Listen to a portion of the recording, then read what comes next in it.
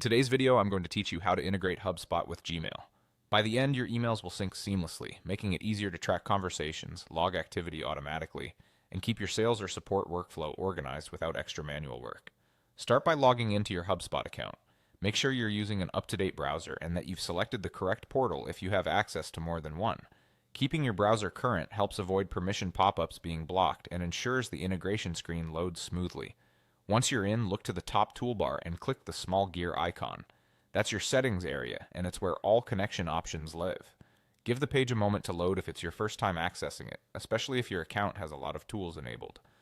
On the left sidebar, under Account Management, go to Integrations, then select Connected Apps. This page shows everything your HubSpot account is already linked to, and it's where you'll add new connections. Think of it as your central hub for integrating external services with HubSpot.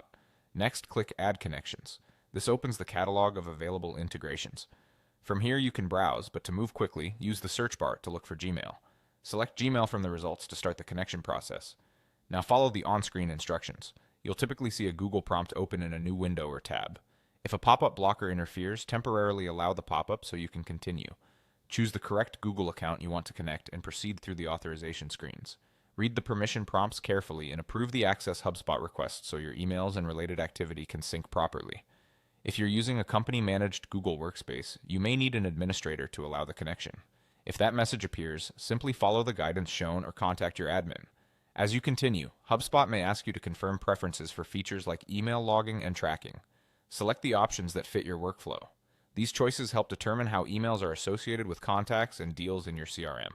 When the steps are complete, you'll return to the Connected Apps page and see Gmail listed there. That's your confirmation that the connection is active. From this point on, HubSpot can work with your Gmail account to streamline communication and reduce manual data entry. And that's all there is to it. Log in, open settings, go to Integrations and Connected Apps, click Add Connections, find Gmail, and follow the prompts.